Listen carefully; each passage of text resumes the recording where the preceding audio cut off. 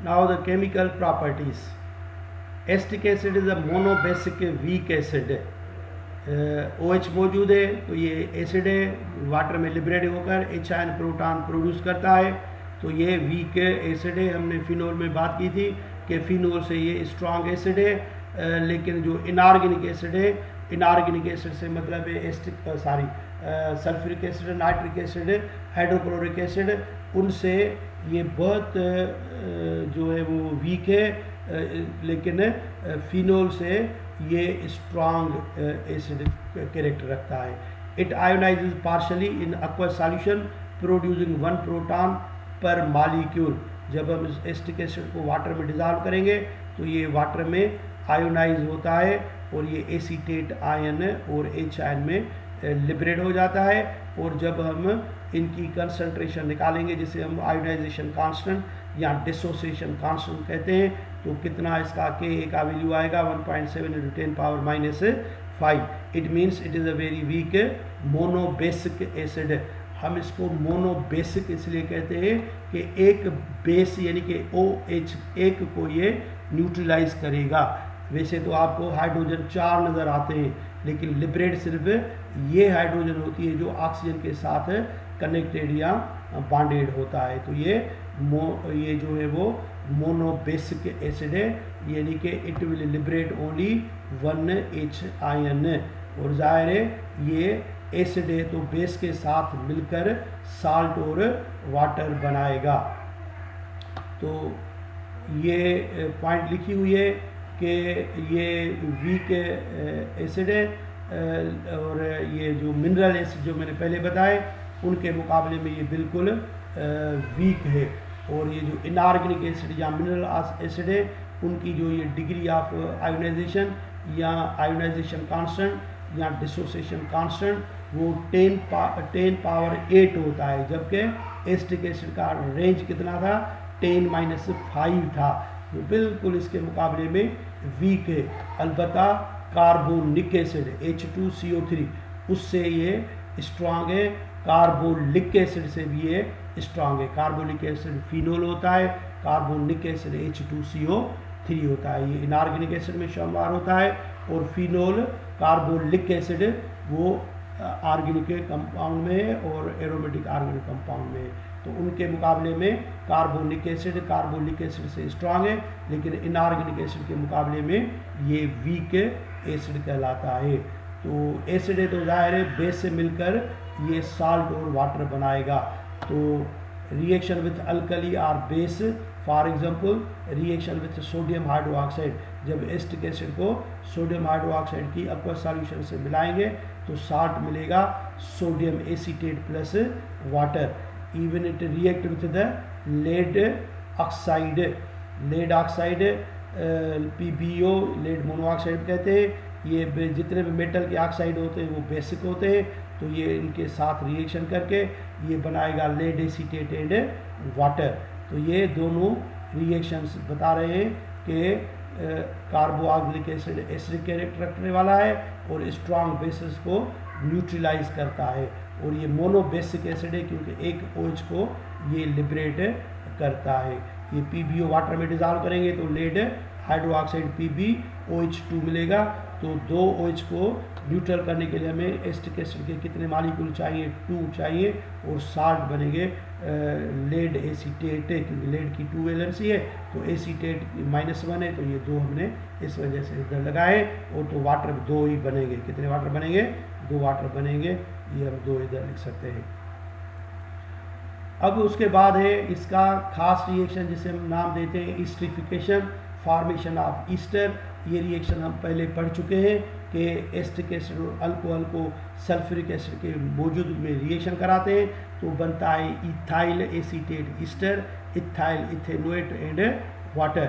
और ये reversible reaction होता है और बैकवर्ड ये होगा तो फिर हाइड्रोलाइसिस कहलाएगा, एसिटिक एसिड और अल्कोहल बनेगा। ये जनरल रिएक्शन है। जितने कार्बोक्सिलिक एसिड है अल्कोहल के साथ ये प्रोसेस करके ईस्टर और वाटर बनाते हैं, इसलिए हम इनको ईस्टरिफिकेशन कहते हैं। ये मोस्ट इम्पॉर्टेंट रिएक्शन है। जो ये मोनोकार्बोक्सिलिक एसिड और मोनोहाइड्रिक अल्कोहल के दरमियान में होता है, और इसी तरीके से डाइकार्बोक्सिलिक एसिड और डाइहाइड्रिक अल्कोहल में भी ये रिएक्शन होता है।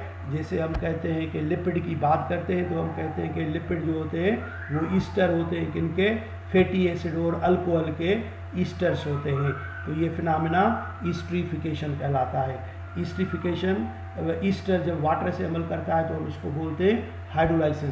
तो ये हाइड्रोलाइसिस वाटर के साथ अगर ये हाइड्रोलाइसिस ईस्टर की सोडियम हाइड्रोक्साइड से कराई जाए तो ये सेपोनिफिकेशन हाइड्रोलाइसिस कहलाता है। तो ये पॉइंट्स एक दूसरे के साथ रिलेटेड है जो मैं आपको बता रहा हूँ। आप सिंपली जो लिखा हुआ है वो पढ़कर याद कर लेना।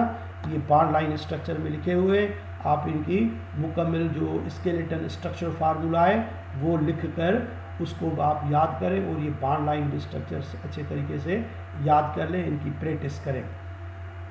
और उसके बाद ये जो कार्बोक्सिलिक एसिड का मेंबर एसिटिक एसिड पढ़ रहे हैं, ये कुछ कंपाउंड जैसे थायोनाइल क्लोराइड, फास्फोरस ट्राइक्लोराइड या फास्फोरस ट्राइहेलाइड, फास्फोरस पेंटाहेलाइड के साथ रिएक्शन करके ये बनाता है एसिटाइल क्लोराइड। हमें मालूम है कि कार्बोक्सिलिक एसिड के कुछ डेरिवेटिव होते हैं जैसे acid halide, acid amide, esters, acid anhydride. तो ये एसिटाइल क्लोराइड बनाता है थायोनाइल क्लोराइड से अमल करके। हमने इनका अल्कोहल के साथ भी रिएक्शन कराया था। तो ये एस्टल्डिहाइड थायोनाइल क्लोराइड से कैसे रिएक्शन करेगा, मैंने इसको याद करने का तरीका भी सिखाया था। SO और O, ये SO2 बनेगा, ये हाइड्रोजन एक क्लोरीन HCl की सूरत में निकल जाएगा, और बाकी दो में से एक क्लोरीन आकर इधर अटैच हो जाएगा, और ये कंपाउंड कहलाएगा एसिटाइल क्लोराइड या इथेनॉइल क्लोराइड। एसिड हेलाइड का मैंने नॉमेनक्लेचर पढ़ाया था आपको कि इनका नॉमेनक्लेचर कैसे हम देते हैं कि जो करेस्पॉन्डिंग कार्बोक्सिलिक एसिड है OH, तो करेस्पॉन्डिंग कार्बोक्सिलिक एसिड की एक एसिड हटाकर आप वहाँ पर वाइल हेलाइड लगा दें, वाइल क्लोराइड। तो ये एसिटिक में से एसिटाइल क्लोराइड, और अगर ये आईपेक नाम दे इसका तो इथेनॉइक एसिड, इथेनॉइल क्लोराइड बन जाएगा। और अगर हम एसिटिक एसिड को फास्फोरस ट्राइक्लोराइड के साथ अमल कराएं तो हमें मिलेगा यही एसिटाइल क्लोराइड के 3 मॉलिक्यूल्स, और ये फास्फोरस एसिड बन जाएगा। और इसी तरीके से फास्फोरस पेंटाक्लोराइड के साथ रिएक्शन कराएंगे तो फिर भी हमें acetyl chloride plus phosphorus oxychloride and HCl ये मिलेगा। ये मैंने रिएक्शन नहीं लिखा है, टेक्स्ट बुक में लिखा हुआ है, आप वहाँ से पढ़ सकते हैं। अब ये जो एसिटाइल क्लोराइड बनाया है ये मोस्ट इम्पॉर्टेंट कंपाउंड है, और ये और बहुत सारे ऑर्गेनिक कंपाउंड बनाने में यूज़ होता है। जैसे मिसाल के तौर पर अगर हमें दूसरा डेरिवेटिव कार्बोक्सिलिक एसिड का बनाना है जैसे एसिड अमाइड, तो ये एसिड अमाइड का मेंबर है, जैसे फार्मामाइड, एस्टामाइड। तो ये कैसे बनाए जाएंगे, एसिटाइल क्लोराइड को अमोनिया से NH2 से आप रिएक्शन कराएं, इधर दूसरी हाइड्रोजन आएगी तो ये H और Cl निकल जाएंगे और ये बन जाएगा एस्टामाइड, इधर से NH2 लिख देना। और इसी तरीके से अगर हम एसिटाइल क्लोराइड को सोडियम एसीटेट के साथ रिएक्शन कराएं तो हमें क्या मिलेगा, एसिड एनहाइड्राइड। याद करने का तरीका आसान है, Na और ये Cl, ये NaCl की सूरत में निकल जाएगा, और ये दोनों जो कार्बोक्सिल ग्रुप है, एसिटाइल ग्रुप है, आपस में मिलकर क्या बनाते हैं, एसिटिक एनहाइड्राइड। ये भी कार्बोक्सिलिक एसिड का डेरिवेटिव है। इनका आप नॉमेनक्लेचर पढ़ा था, CH3 दोनों CH3 है, एसिटिक एसिड है, तो एक ही मर्तबा नाम देते हैं एसिटिक, सफिक्स क्या लगाते हैं, एनहाइड्राइड। और अगर हम एसिटाइल क्लोराइड को सोडियम इथो ऑक्साइड से रिएक्शन कराएं तो सोडियम क्लोरीन को हटाकर सोडियम क्लोराइड और प्रोडक्ट बन जाएगी इथाइल एसीटेट ईस्टर। तो इथाइल एसीटेट ईस्टर भी हम एसिटाइल क्लोराइड से बना सकते हैं। वैसे तो हम एसिटिक एसिड से डायरेक्ट बना सकते थे, लेकिन एसिटाइल क्लोराइड को हम सोडियम इथो ऑक्साइड के साथ या सोडियम एसीटेट से मिलाकर बना सकते हैं।